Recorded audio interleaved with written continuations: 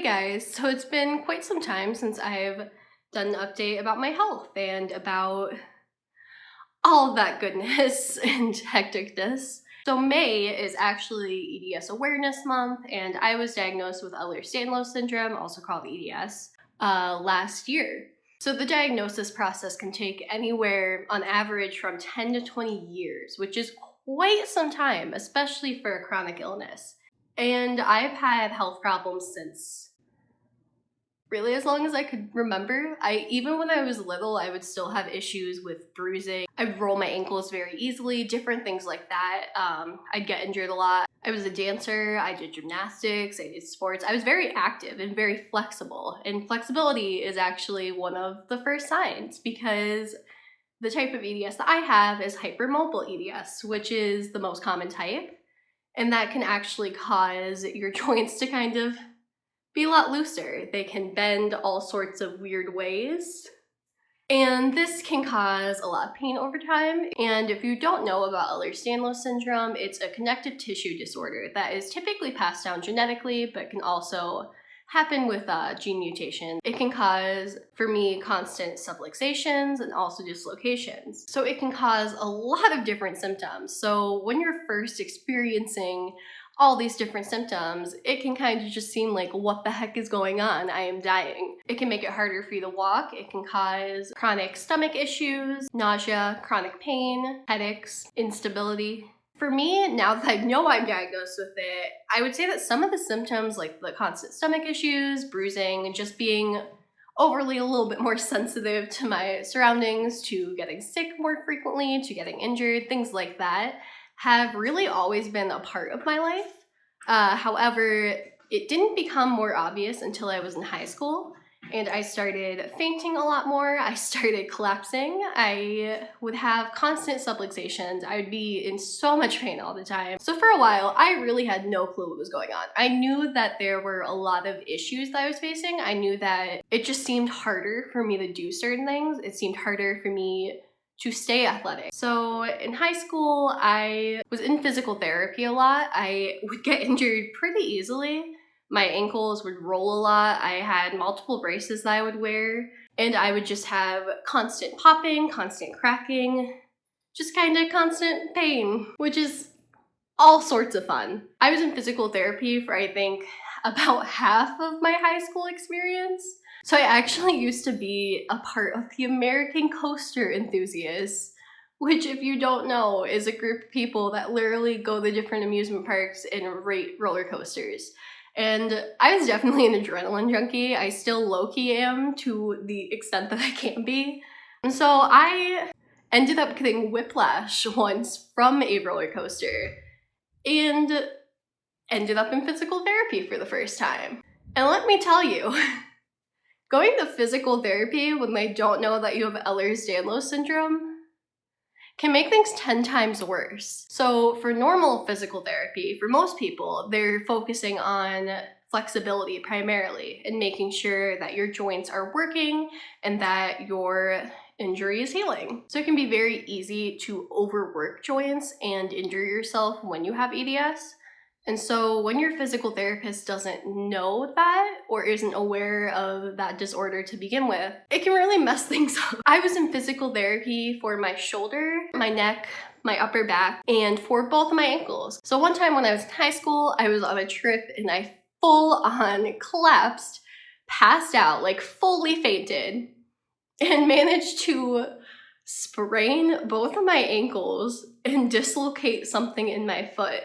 And honestly, since the physical therapy I did in high school, my shoulder, my neck, my upper back, and my ankles are still to date my worst joints. And I honestly wonder sometimes if being in physical therapy without knowing the diagnosis that I have made things a lot worse and made my symptoms show up even earlier, honestly. Because wow, things have really turned for the worse here. So by the time that I was in college, I definitely knew something was going on. I definitely knew that I was always sick. I was always injured. I was always just struggling. About my senior year of college was when my symptoms just started happening even more frequently. I could barely get out of bed a lot of the time. I couldn't go to class. I pretty much dropped every class that I didn't need to graduate and just struggled. I was in constant communication with my academic advisor and my professors because I was missing class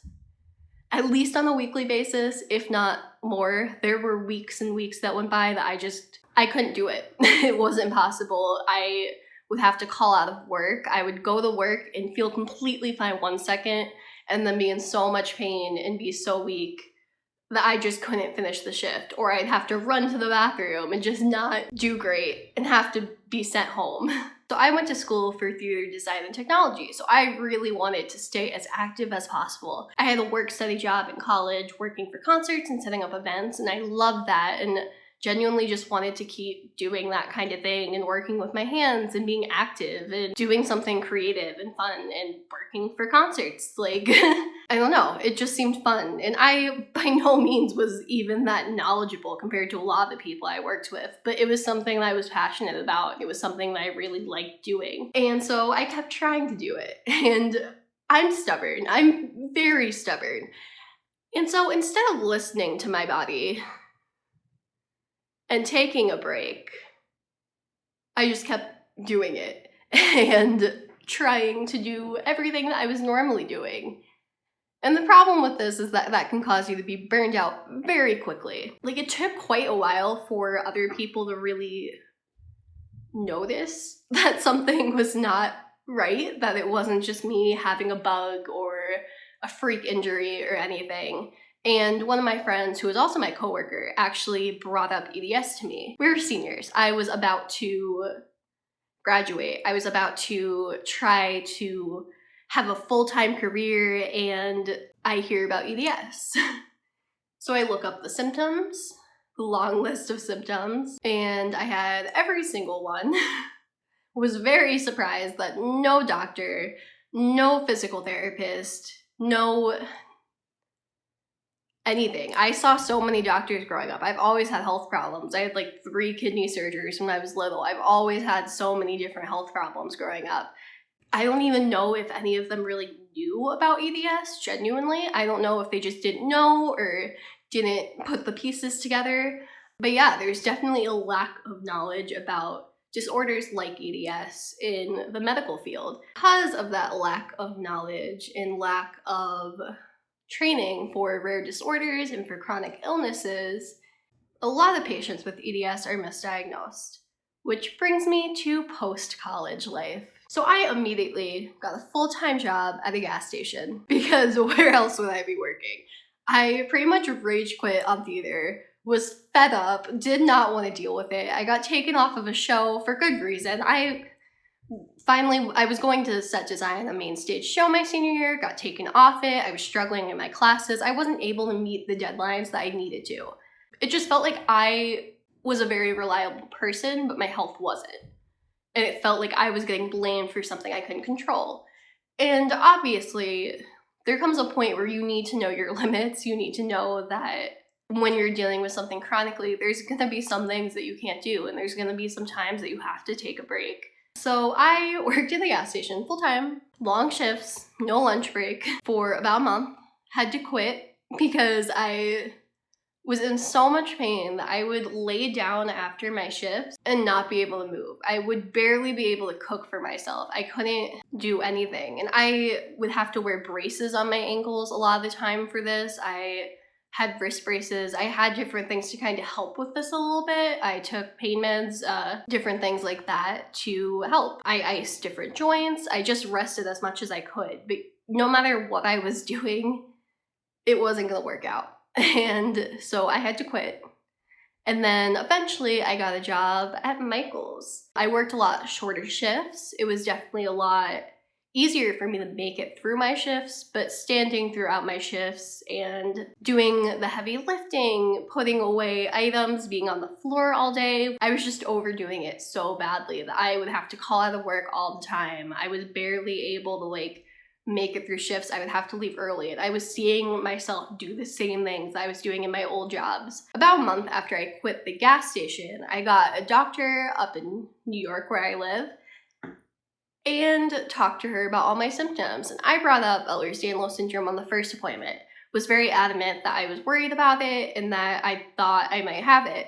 She did a test to see my hypermobility, which I completely passed, and then sat there, looked at me up and down on the first appointment with barely looking at my chart, barely talking to me, barely listening to me, and told me that EDS is too rare for me to have. She told me that most likely it was just anxiety and that the hypermobility that I had was most likely just hypermobility and not caused by a disorder, despite having all of the symptoms for EDS and the medical history to back it up. To be told, hey, this thing that you've been worried about for years, this thing that you have all the symptoms of, this thing that multiple people have pointed out to you, yeah, you don't have it. There's no way. I'm not even going to look into it. I'm not going to do the testing. I'm not going to order testing. There's no way you have it. That sucks. Like, it sucks to hear that from someone that just met you, that wasn't there throughout all of your injuries, that wasn't there on the worst days, that didn't see how much you were struggling, and just automatically assumed that it was in your head. And then things got worse. So because I had a long history of calling out, I was not getting many shifts at work anymore. And I was running out of money very quickly. So I was forced to apply for full-time jobs, knowing that I most likely would not be able to work full-time. Because every time I would go even close to full-time hours, whether it was a seated position or an active type of job, my health would just not let me. Like, I would burn out so quickly. My symptoms would get so much worse. I would get injured more frequently. It got to the point where I used to bind. Like, I'm not binary, and I used to wear a binder every single day. And I couldn't do that anymore. I had to stop wearing a binder because my ribs would dislocate because I was doing too much. And yet, capitalism made me get a full-time job because I didn't have the diagnosis to even apply for disability. I didn't have a doctor that even believed in me or would look for answers for me. So I got a full-time job. And it was at a grocery store, which I love. It was a natural food store, and the people there were amazing. I would work 40 hours there. They were 9-hour shifts. I was on my feet all day. I worked on the grocery sales floor, so I would help with putting in the orders, unloading all the orders, pretty much just a lot of heavy lifting, a lot of walking around, a lot of climbing up to like put stuff on the shelves, just a lot of movement and a lot of things that aren't great for me. I was doing this pretty okay for about 2 weeks. I made it through all my shifts. I was suffering. I was barely moving after work. I couldn't do laundry. I couldn't do the dishes. I couldn't cook half the time. I couldn't do anything that a person really needed to do after my shifts. I needed the money to pay rent. I needed to do it. My partner was a full-time student at the time, and they depended on me for groceries. They depended on me to pay the bills. And so it was very important that I kept trying. And so I did. And I loved my job. Don't get me wrong. I loved this job so much, and I wish that I could have kept doing it. But it got to a point where there was not a single week without me calling out at least once, sometimes 3 times.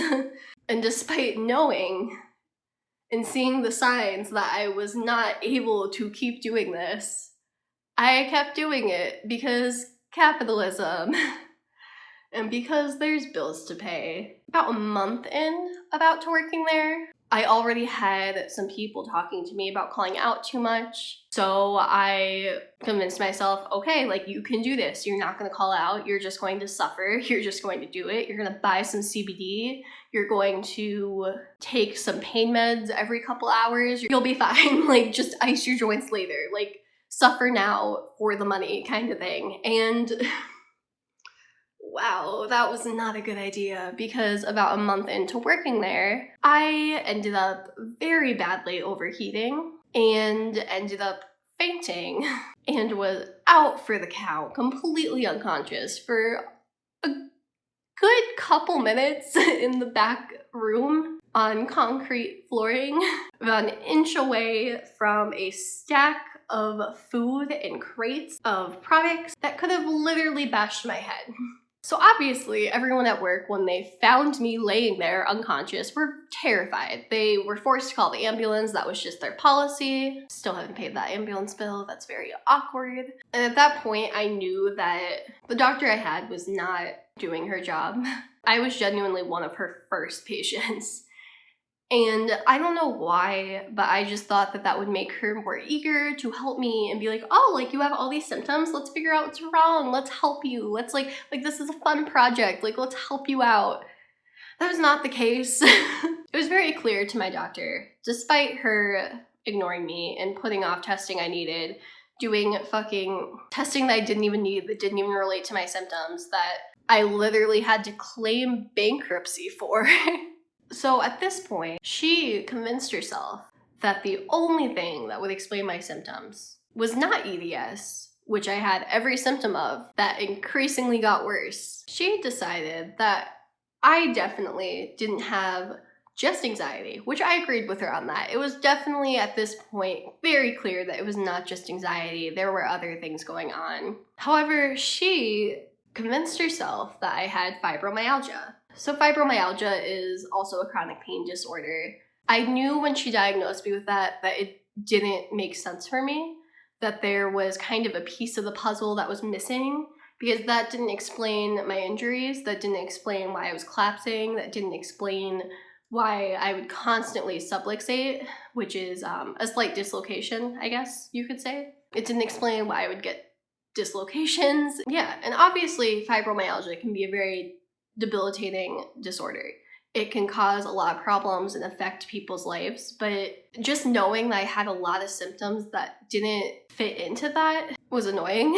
I went on the medication, Cymbalta, that she prescribed me. For a while, I thought things were getting a lot better. Plot twist, they weren't, because Cymbalta made me incredibly manic. I never experienced mania before. I always had issues with anxiety and depression, but never mania.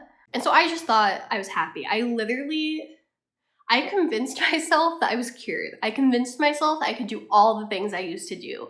I remember jogging to do errands for hours and just being like, yeah, I'm fine. And just ignoring my symptoms, ignoring the pain. So I thought I was cured. I was convinced that I was doing great. Oh, like, yeah, like, it's definitely fibromyalgia and anxiety. Like, I'm doing fine. Yeah, I'm definitely great. Like, everyone else could definitely tell I was manic, but oh my god, I was not thinking clear, obviously. Like, when I was on Cymbalta, I was in even more pain than I was before Cymbalta, when the whole point of that is to help with chronic pain, specifically fibromyalgia. What I think is that it's because I was so manic that I was overdoing everything to the point that it just made things 10 times worse yet again. So I ended up having to call out of work a lot more again. I ended up not being able to make it through shifts, having to leave early, being sent home. I straight up badly dislocated my shoulder one night after a shift and had to show up for weeks with a sling and my shoulder wrapped, which terrified my coworkers, mind you. So at this point, I'm working one-handedly. I don't trust my doctor anymore, but I keep taking the medication because she's convinced that it'll help and that I just need to keep taking it and that'll work itself out.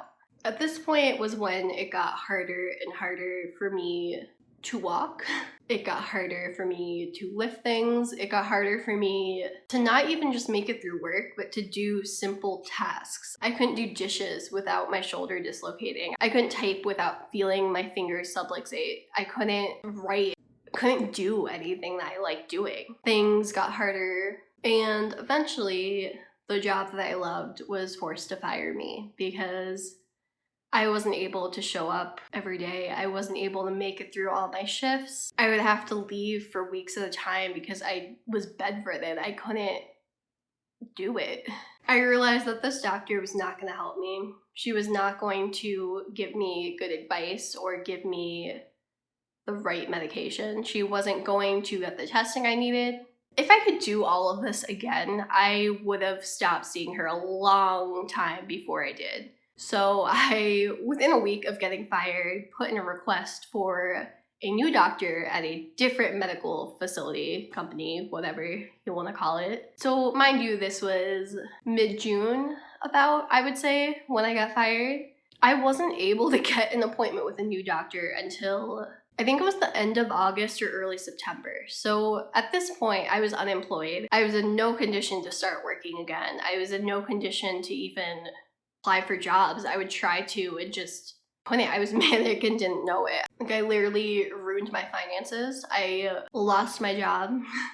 I had to claim bankruptcy because of all of this. I was not doing great. And it's not because I didn't know better. It's because I couldn't even think clearly. I couldn't process what was happening around me. And I don't think I genuinely realized what happened or what was wrong until my insurance stopped covering Cymbalta. And I couldn't afford to pay $80+ a month for it anymore because I wasn't working. So I stopped taking it cold turkey, which is not a great idea because when you stop something cold turkey, your body's not going to react greatly to that. I went through withdrawals for a few weeks, but by the end of the withdrawal period, I realized that that medication was not helping me, that it was making me a lot worse in a lot of ways. That wasn't helping my pain. It was just making me manic. It was making me unable to understand what was happening. It was making me honestly unable to even have a normal friendship or normal conversation with anyone. Like, I was self-sabotaging myself and I didn't even know, and my doctor was supporting it. So by the time that I finally got to see my new doctor, she immediately thought that EDS was a valid potential diagnosis. She put in a referral for a geneticist, she put in a referral for a lot of blood work, a lot of different testing to just kind of help figure it out. Make sure that there wasn't something else going on, make sure that it was just EDS, make sure that it was diagnosed properly. And so she put me on better medications that helped me a lot more. She was able to tackle my insomnia, which I complained to my previous doctor about the whole time, and she never prescribed or did anything about it and would just tell me to do breathing exercises, which doesn't help when you can only sleep like 3 hours a night without medication, but sure, yeah. I want to say October or November that I finally got to see the geneticist. I was diagnosed with Ehlers-Danlos syndrome. I was told that all my symptoms lined up with it, that everything made sense, that wasn't all in my head, that something was wrong, and that they were going to help treat me. Since then, I've done physical therapy, I've done more testing to just keep me properly medicated and properly treated. So EDS is linked to a lot of different disorders. When you're chronically ill, it's very common to have more than one diagnosis. They kind of like to come together, if that makes sense. So I'm still looking for a lot of answers, but it shouldn't take going through hell and losing your job and claiming bankruptcy to get diagnosed. It shouldn't take going through hell and back to get a proper diagnosis. There's a lot of things that have helped me with EDS. I now use a cane literally everywhere. I can barely walk without it. That helps a lot. CBD helps a lot. Being on proper medication helps a lot. Physical therapy. I do physical therapy exercises every day, and there's no cure. I'm never going to be healthy. I'm never going to be the person I thought I was going to be. And I feel like when you get diagnosed with something that's chronic, you almost have to mourn for the person that you thought you were going to become. You almost have to mourn for the life that you thought you were going to have. But I think it's also very important to focus on the things that you can do and keep looking forward. Because with proper treatment, even a diagnosis like EDS or really any chronic illness, you can still have a very fulfilling life with it. And you can still have a very happy life and do the things that make you happy. But getting diagnosed is honestly the hardest part of that, because until you're diagnosed, you can't get the proper treatment that you need to have a happy and fulfilling life. So I hope you guys liked hearing that very hectic journey. If you think that you could have EDS, or you could be chronically ill, or just have a diagnosis that your doctor is doubting, or if you're struggling to get the testing that you need. Here are some tips to help try to make that process a little bit quicker for you guys. First, if a doctor isn't listening to you after some testing, after looking at your chart, after continuously telling them your symptoms and telling them your concerns, if they're still not trying at all to get the testing you need or look into the disorder that you're worried about, get a new doctor. They're not going to help you. They're not going to be able to help you. And there's a lot of really good doctors out there, but there's also a lot of really bad ones. So get a new doctor. Find someone that is going to really fight for you. Number 2, keep track of your symptoms. Keep track of your triggers when things get worse. Keep track when you get injured, what was happening before it. Just keep track of things because it'll make your life easier and it'll make your doctor's life easier. So the last step is step 3. It's just to hold yourself accountable, hold your doctor accountable, and be straightforward. Be blunt about what's going on. Don't sugarcoat things. Don't belittle what you're going through because you don't have a diagnosis. Plenty of people are undiagnosed and they still are chronically ill. They still have those problems. You don't have to be diagnosed for those struggles to be valid. Getting diagnosed is very important for your health. It's very important for you to get proper treatment. And so even if people are doubting you, it's very, very important to be clear, to be blunt, and to be precise. So it's been nice talking to you guys. I hope you all are doing great out there under the circumstances, and I'll see you later. Bye guys.